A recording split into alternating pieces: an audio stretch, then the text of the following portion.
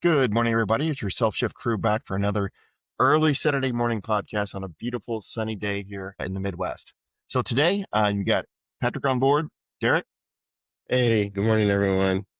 and Doug. Hello. And today, we are going to go from a literal quote by Mark Manson, which I think is going to drive some really good discussion. And his quote is, cut the crap, literally cut the unnecessary distractions out of your life, delete apps, unfriend and unfollow toxic people, stop committing to activities you don't care about. So Mark kind of goes to the point really quickly in that quote. And I'll start off by saying this is something that I feel like I start every podcast with this quote, but something that I've been working on for many years, in the sense that time is really the only asset that you can't get back. Once it's spent forever, right? You can make more money, you can do other things, but you cannot get time back. So putting value on the time that you spend and making sure you're spending it in the way that you need to, in the way that your family needs you to, is really important.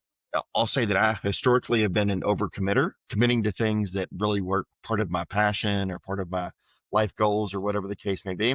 And over the time, I've gotten quite a bit better at saying no to things and making sure that I'm honed in on what I really want to achieve in life from a career perspective, from a personal perspective, and kind of going from there. So let's go around the horn real quick. Derek, what are your initial thoughts?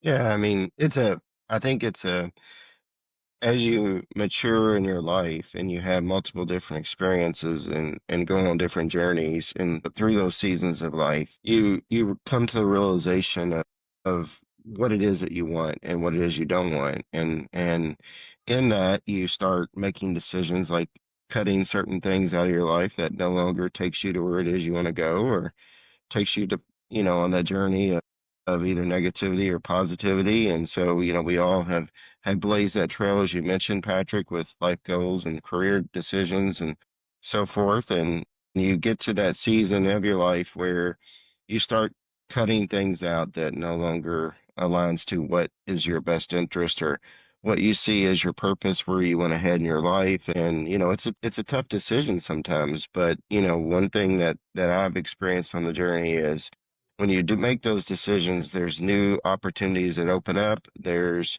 all kinds of new energy that floods in, and you come out much better ahead as you start eliminating things that don't align to what you want anymore. Doug. Yeah, I think underlying this topic is something we've talked about before as far as like making sure the things you do align to your values. And so you can't really identify what's the crap or what's the unnecessary stuff until you really kind of understand your why. And I think that's sort of the journey I'm on a regular basis, is like always sort of taking the time to reflect and think about, what is important to me, what is my why, what are my values, and those kind of things. Because the quote I'll use is, and it's from Unknown. I don't know who that is, but until you learn to say no to things that don't matter, you can't say yes to things that do. And I think like you really do have to take the time to really kind of think about what's important to you, and that way you can understand like what's non-essential, what's things that really don't matter, and what aren't good uses of your time, what all those kinds of pieces. So you have to identify what's important to you. Yeah, no, I think that's really key, especially aligning to your core values, as you were noting there. And I'll give you a little bit of a personal example. Is I like to do charity work, and I've done it for many years, and I've aligned with several organizations over the years. But one that I aligned to about 10 years ago, over time, started diverging a little bit from my core values, right? And I had kind of rose up. Actually, at one point, I led the entire charitable organization, but over time, I recognized that its core values and where they were spending time and, donations and stuff, although it wasn't necessarily bad, it wasn't something that was near and dear to my heart. Right. And so I needed to separate myself and spend my time other places and do charities and do charitable acts that I really felt were important to the community. And it was difficult because, once you're, like I said before, is tend to overcommit to things. But practicing something, and Mark Manson says it really, really well here. I'm looking at one of his quotes is it's the hell yes or no rule for commitments, right? And I think we all suffer from FOMO, fear of missing out at some points in our career. And then you get to the point of JOMO, the joy of missing out. And I totally get the fact that it gets easier as you get older, right? A lot of things actually get easier as you get older. Some things get more difficult. But once you get aligned to this is my core values, or these are my core values, I have limited number of hours that I can devote. Where am I going to spend my time? And so taking the conscientious act of separating myself from that group and then spending that time on charitable activities or other things like, for example, Special Olympics, which is something that I've been doing for many, many years. And I'm quite passionate about making sure that organization is well represented and has volunteers is something that's near and dear to my heart. So other charitable activities are really, really good, but don't necessarily align as much to my core values. So I can say that the limiting my participation in things that, were on the periphery of what I was really passionate about and really honing in on hell yes, I'm in for this, right? This is something that's totally aligned to my core values and stuff has really been a refresher to me. And that's just from a charitable perspective, but also you could make the same argument from a career perspective, from a whatever, aligning yourself with your friends or acquaintances that are aligned with the core value, which I think is really, really important as well, is a similar concept.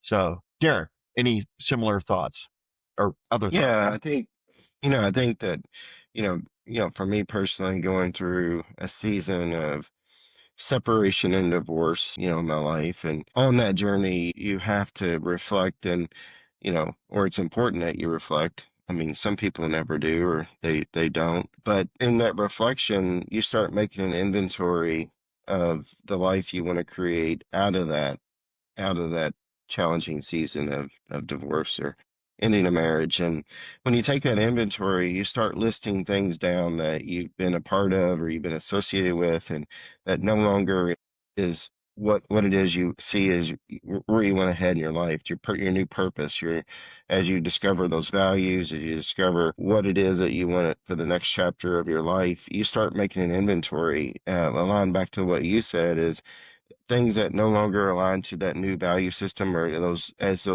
as you gain wisdom and understanding of where it is you want to go, you just start eliminating those things or disassociating yourself from them or removing yourself, even resigning. Some people even resign from boards, some people resign from committees, some people resign from relationships and because it's not fulfilling or it's not going to take you to where you see the next chapter leading you. And so, I had to do that. And I remember in the journal one time writing, if it's not real, I no longer want it. And I stick to that premise very firm. In going forward today is if there's something that comes forward in my life and I don't feel like it's real, authentic, aligned to, some of those values that I honor, then I don't engage it. I don't go there. I don't make that a part of my life. And so that's what I would offer as the greatest experience I've had relevant to this topic. Yeah. And let me double click on something you said, Derek, because one of the things that I found as I've been on my mindfulness journey, right, and doing mindfulness Mm. meditation, be really present in the moment has helped me decipher what I want to do, what's aligned to my core values versus what is noise. Similar experience for you or no? Yes, yeah, I agree. I mean, there's a lot of noise around us, and we're constantly flooded with all this stuff. And so, that noise, you have to create a very core value funnel in a sense, and you have to protect those through that funnel and that lens of knowing your core values and what it is, and being able to, stay looking through that funnel in that lens as you deal with all this noise on the peripheral. God, Yeah, I'm gonna, again, I think I've made this point to you guys before that I think sometimes it's not always obvious. It's not always obvious, like what your core values are or how they're evolving over time. And like a reason that that's sort of important is until you take the time to step back and reflect, you may not really kind of understand what is important to you. Like, so that's again where mindfulness has been a useful tool as I've gotten older because when you take the time to meditate, or you take the time to kind of step back and reflect, some of the things you start to figure out some of the things that really are your values. But we've been talking a little bit about making sure you're doing things that you have a passion for or align to your core values. But again, sometimes it's not always obvious. So when my kids were in their, I guess, in 9 years old to 10-year old, 15-year old, they tried different activities, and I always found a way to volunteer and be part of those activities. And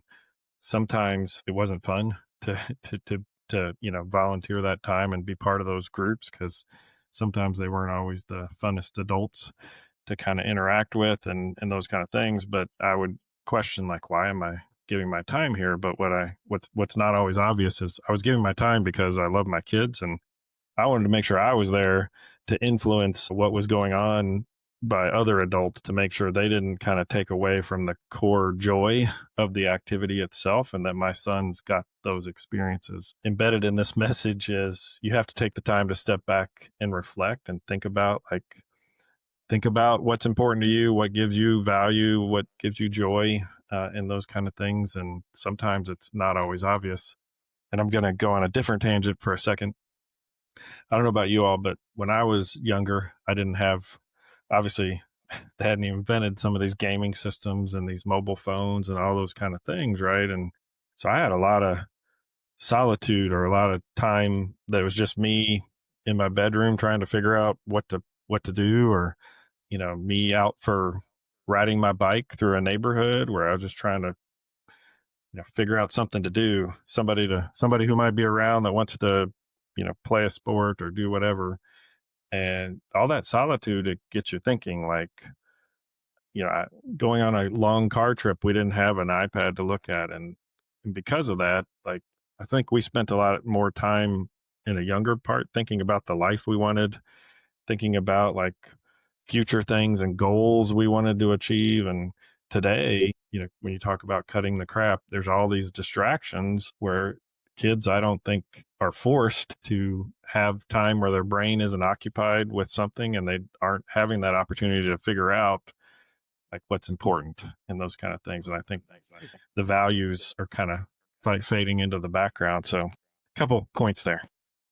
No, that's really, really good. And I'm going to double click on that a little bit because, as you guys know, one of my core values is health and well-being. And what I really enjoy is just taking a hike or taking a walk over in one of the local parks, right? Kind of like what you were saying, Doug. Like when you were a kid, you go to ride your bike. You didn't have all those distractions. So I prioritize that, right? Core value, I prioritize that. And sometimes that means that I will decline invitations for other things in the evenings or on weekends so that I can spend either time in solitude, taking a That's hike. why you declined my Well, invitation. Okay, sorry, go ahead. I never decline your invitation, Doug, because you're one of my core values. You're personally one of my core values. But declining other things that are not aligned with, my mental health or my well-being or whatever. And this is. And I think one of the things, and again, it gets easier as you get older, but people need to understand that it's okay to say no. Mhm. Something is not in your wheelhouse or something you don't want to do. And I'm not tell your boss no when you get in an assignment or something like that. But when it comes to things that are either aligned with your core values, who you want to become as a human, right? Your future self versus things that are not, then it's okay to say no, right? And I'll give you another example because I want to get real practical because I feel like people that are going to be listening to this want to know how do you implement this. You guys are talking, but like for example, we had an event recently at the community here in which it was a trivia night, and I help with the technology and that type of thing. And after the event, folks wanting to get together and do whatever you do after a trivia night, where I want to go home and read a book. So I'm like, guys, we had a successful event. You go have your fun. I'm going to go home and read a book and feel completely comfortable in saying that. Well, that's kind of not a great example, but the fact that it's okay to say no. Like, for example, I don't do much on social media like Facebook and others because I think it is, to Doug's point, that, just a distraction. It's meant to be, addictive to people and that type of thing, especially young folks who have not grown up where there wasn't that type of thing. But for me, it's, just not something that's, my core values. And so I obviously miss things when there's announcements or whatever the case may be about certain things. And I'm okay with that. I'd rather be aligned to what I want to do as a person than be, in the fear of missing out on certain things. So, Derek, you seem like you're going to drop a bomb on us here, man, aren't you? Well, I do have to ask Doug, when we did get video games, was it Atari, Sega, or Nintendo your favorite?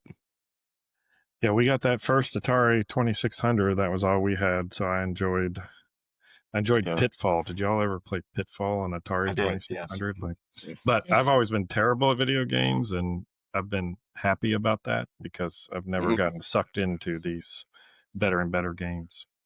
Yeah. Yeah. Sorry to derail. I just had to ask that question.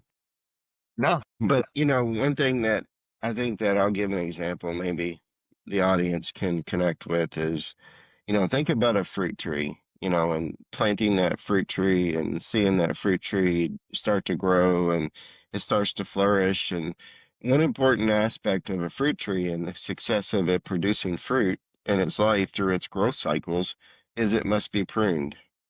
And I think that as you take a step back and you look at yourself as a fruit tree, you're going to go through different seasons of growth.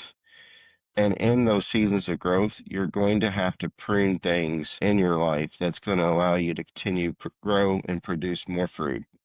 And so I think that, I wanted to share that analogy or that example, and maybe the audience can connect with that a little differently. And what we're talking about is if you look at yourself as your own fruit tree and the growth cycles you're on, that you're going to have to prune things in your life that's going to allow you to continue growth or to go a different direction in your life in order to be fulfilled and successful and to reach your optimal best life possible. And so that's that's what I'll say, and I guess that'd probably be my biggest suggestion out to the audience is from that perspective. yeah. Let's double click on that, Derek. First of all, what fruit tree would you prefer to be? Well, I like apples, so let's go with apples, and I'll throw a little bit of peanut butter on it occasionally. So there you go. Exactly. So, and I'm going to just overlay that a little bit about being very intentional about what you're doing, right?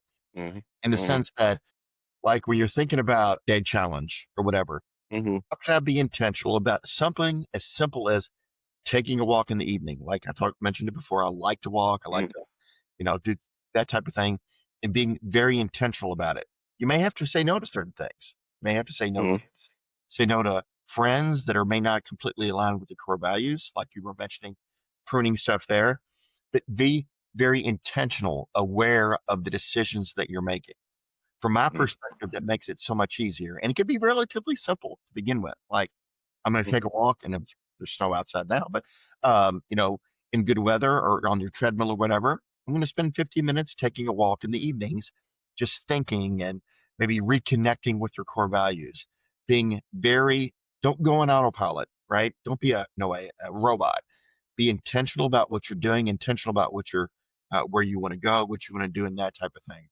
And so that was super helpful for me in the sense that when I decided that, hey, yeah, I really do like hiking and walking and stuff like that, or and reading and other things that are really important to me, Hmm. core values, charities, being kind, self compassion, being very intentional and curious about those things made it Hmm. much easier for me to manifest those things in my life, right?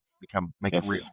even at the expense, because it's a little uncomfortable at first. Oh, wow, I just said no to this, or I'm not going to do this. And I've historically said yes or done it, but I'm going to be intentional and align with the core values. It's a little uncomfortable at first, at least it was for me.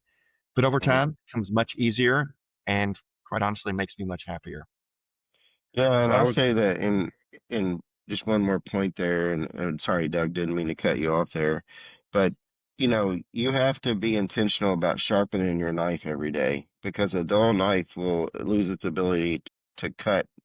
And when I use that as a reference to cutting through the crap, back to what we talked about, because if your knife gets dull, you get cloudy and you lose your clarity and you lose that sharpness and you can't decipher some of that stuff going on around you, and it drags you back, sucks you like a vortex back into something you don't want to be a part of. And so that's very important too, is, I'd say sharpen your knife, have a clear, focused, present, conscious, and conscious awareness of what it is that you see is best for your life and where you want to head, line to those core values. And Sorry, Doug, go ahead. use that same knife to prune the tree. Yeah. Yes, that's why you got to sharpen it. It's a great callback. Doug, please rescue.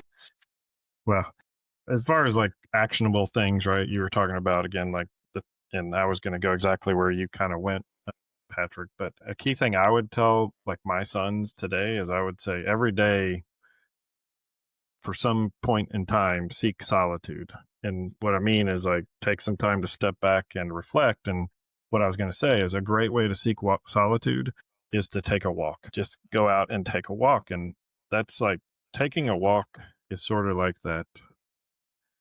As a younger person, I would say that's silly. If I'm going to go outside, I'm going to jog or I'm going to, why would I just walk? But like walk is actually healthy. It's good for your body to just get out and walk. If it's sunny, you get like vitamin D. And, at least like Patrick, something you and I talk about or do is once a week or once a month, take that walk out in the woods or take a walk out somewhere where, kind of a hike, because like that being out in nature and, again, taking time to think, taking time to, talk with a friend and those kind of things. It's just sort of reaffirming, it's energizing. It's just such a positive thing to do. And as much as you can seek solitude and reflect, that's good. And then the other part you kind of hit on as well with the curiosity thing.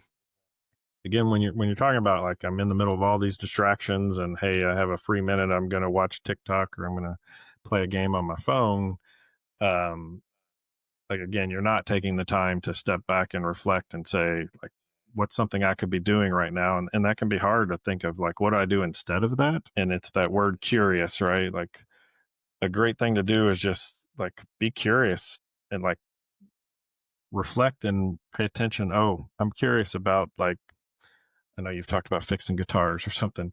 I'm curious about how guitars work and how I can fix one that's broken, or I'm curious about some subject and I'm going to go read about it and those kind of things. Like follow your curiosities to find things that, again, I said earlier, it's not always obvious what your values are, but when you follow your curiosities, you're going to kind of lead yourself to those. So I guess that was my wrap up. So that was my No, wrap dude, up. that was a great ending there because, curiosity, from my perspective, curiosity is always the bigger, better offer. So very well said. You forgot one thing.